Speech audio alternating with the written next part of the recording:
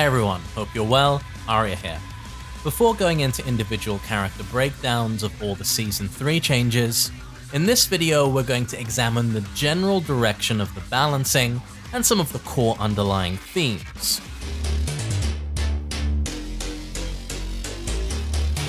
First of all, many characters now have more rounded punishment options. Eddie and Negan now have 12-frame punishers from standing and crouch respectively, though Eddie's one does have an issue which we'll get into later. Brian can finally punish get-up kicks properly, and a strong new 13-frame punish from crouch, which makes sense for a defensive character.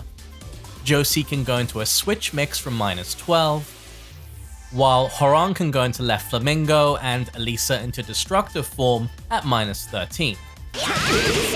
Elisa also now has a powerful long-range launch punisher. Speaking of which, certain characters have also had the range on their primary launch punishers extended. Claudio has a subtly longer hop kick, while Marduk and Horang's down forward 1 and back 3 respectively have considerably longer range. Horang's back 3 is now basically equivalent to Noctis's down forward 2, as one of the most effective whiff and pushback punishers in the entire game. Now, more than ever, mistakes and reckless play will be punished. Many moves that previously ended in a knockdown, such as Lily's quarter circle forward 3+4, now result in a ballerina spin. This marks a shift away from Okizeme setups and towards aggressive standing mix-ups. On top of this, many keep-out moves have been nerfed, whether it's a reduction in combo damage for Miguel's standing 4, increased whiff recovery with Steve's back 1, or forcing the character to go in afterwards, as with Jin's forward 4.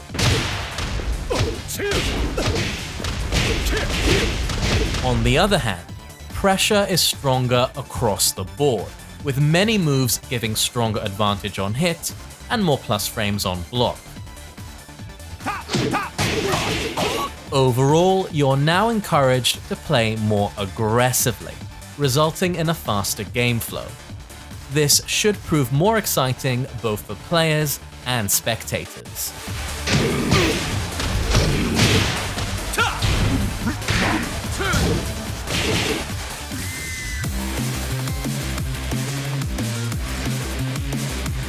While there are overall less opportunities for combos than before, when you do actually land a launcher, it hurts.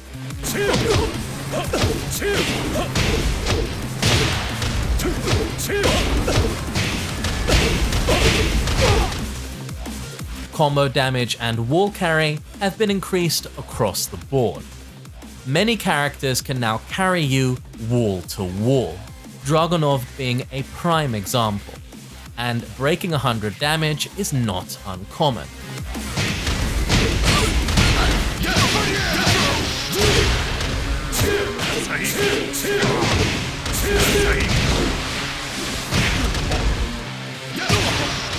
Also, the $100 combo is now more like the $1 combo.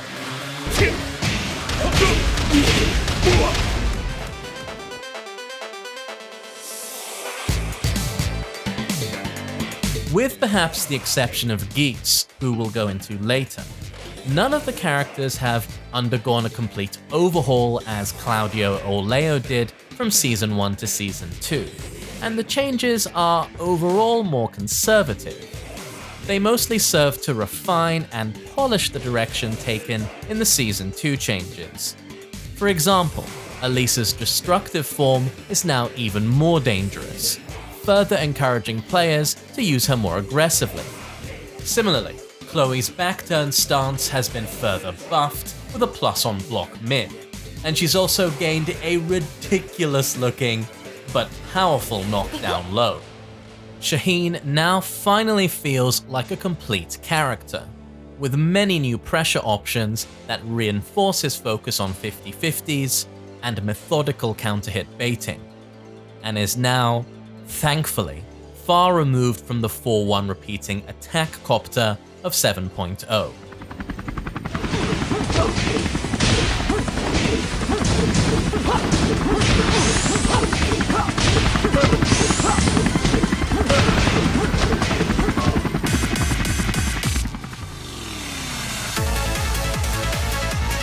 As with Season 2, due to the almost universally higher combo damage, stronger pressure, and more consistent punishment, the majority of characters are now stronger.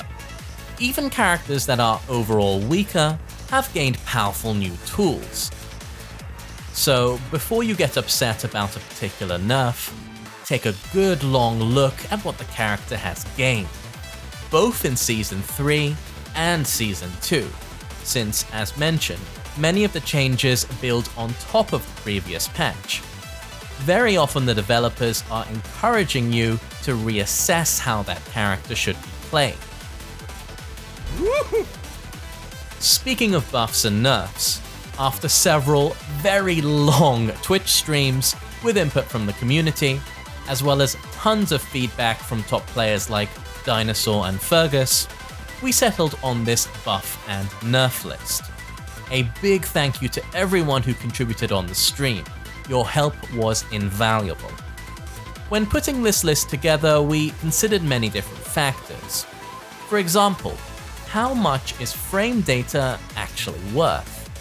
Often quite a lot from a punishment perspective.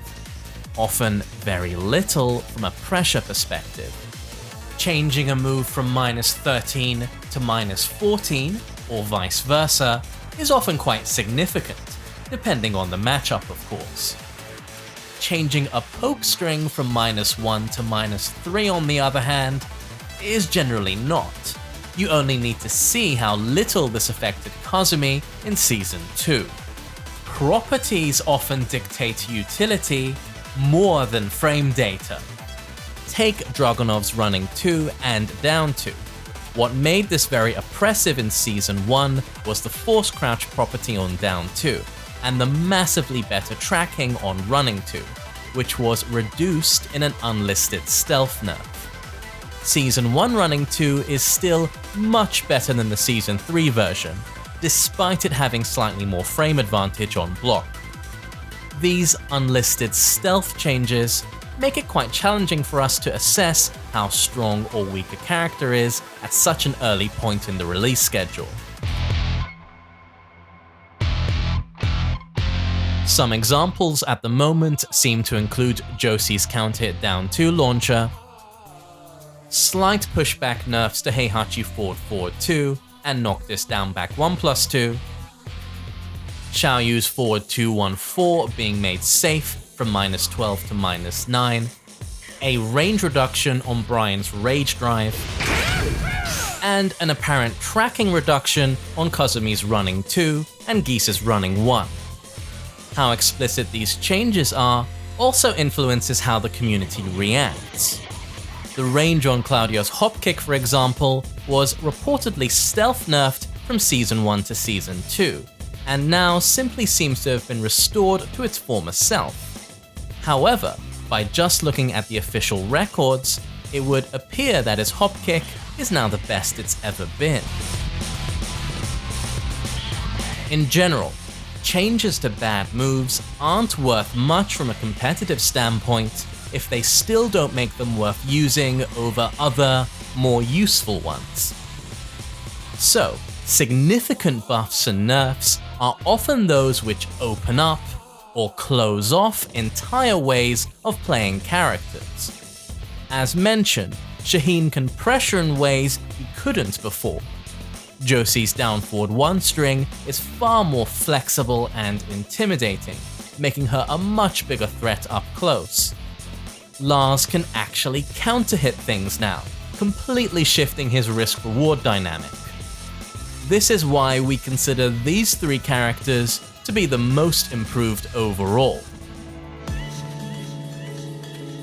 On the other hand, the 3 characters that we consider to be the most weakened have had entire elements of their game plan uprooted. Don't confuse weakened with less interesting though, since very often, pruning away at a particularly dominant strategy has allowed the rest of the character to shine through. For example, Steve.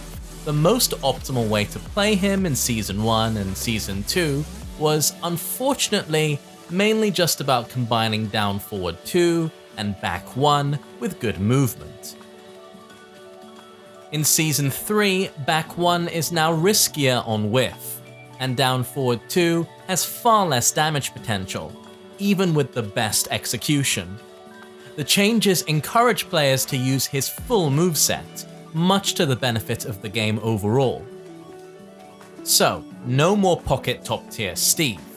If you want to be successful with him, you'll have to commit to learning all his options, inside and out. Kazumi similarly received several major nerfs, but the biggest one by far is to her back 2 and 1+2, which no longer wall splat. In order to splat at the wall, Kazumi now has to gamble with down forward 1-2 or 3-1, and since so many characters now have powerful 13 frame punishment, this can be very risky. Not only has her entire wall game been shafted, but Kazumi's ability to push to the wall is also weaker due to the aforementioned stealth nerf to the tracking on running 2. In return, Kazumi has gained some interesting Tiger mix-ups.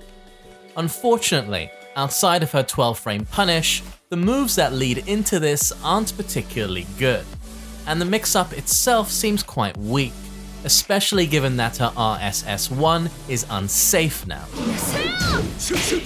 Despite these nerfs though, Kazumi's core strengths remain untouched.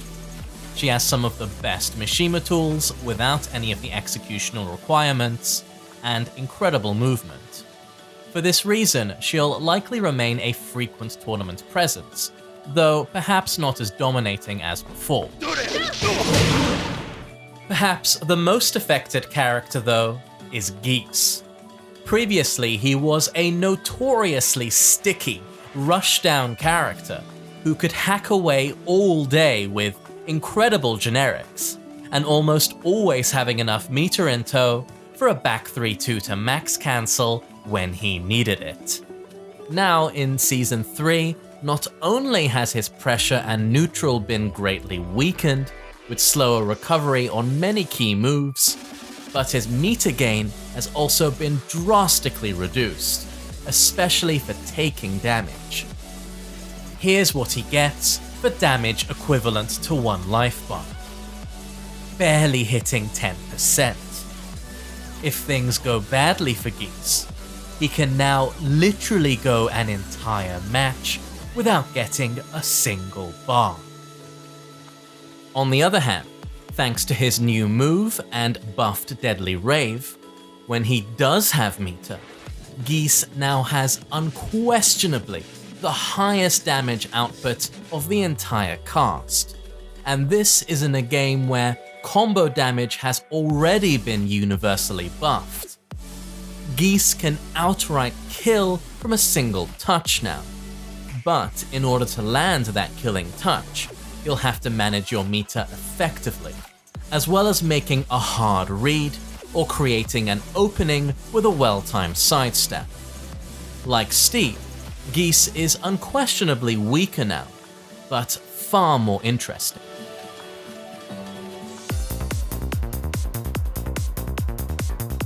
On the whole, we here at TBS really like the changes and direction of the balancing for Season 3.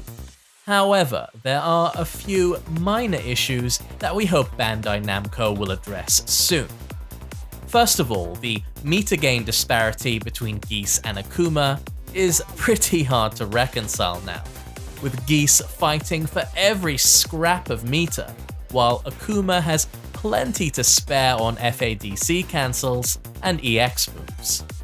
The fact that he still retains his down 2 to fireball cancel is also inconsistent, and since this move covers so many bases, Whiff Punisher, crush tool, easy FADC cancel filler, we hope it's removed.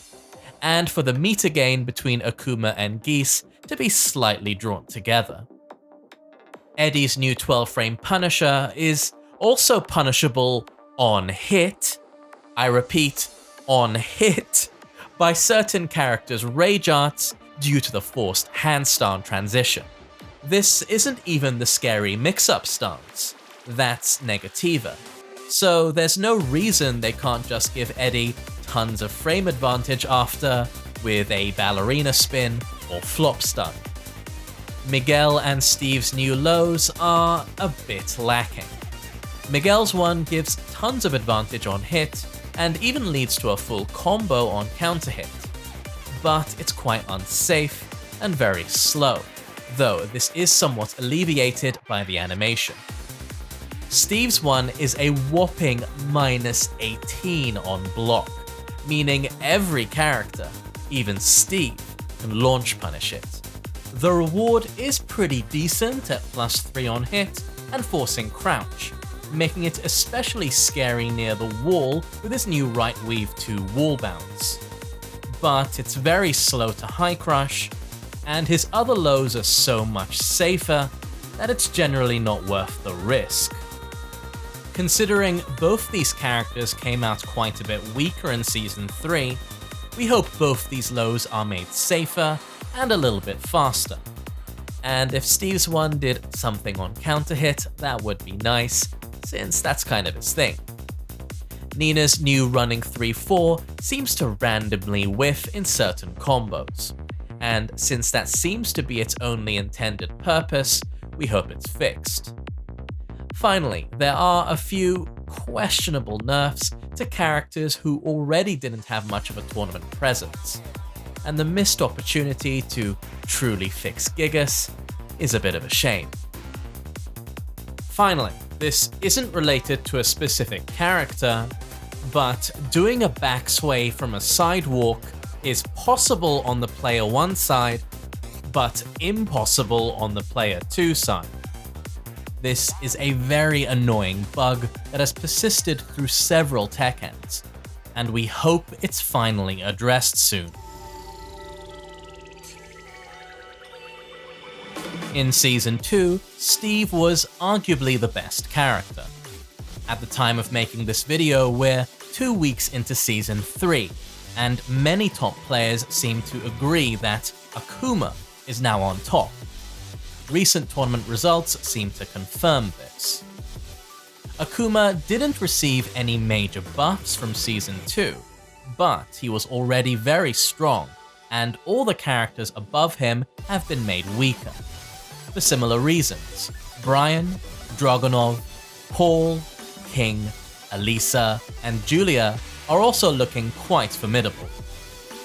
Regarding Akuma, while we don't want to jump to conclusions, and would rather Bandai Namco wait for the meta to evolve before making any drastic changes, we do believe that the suggested meter gain reduction and removal of the down 2 to fireball cancel would result in a healthier and more diverse tournament scene. On the whole though, we believe that the Season 3 update is a triumph, further leveling the playing field on what was already a very balanced game. We can't wait to see what Tekken 7 still has in store for us. Thanks for watching everyone. If you enjoyed this video, please subscribe and consider supporting us on Patreon. The more support we have, the more videos we can make. Have a good day, take care, and I'll catch you again real soon.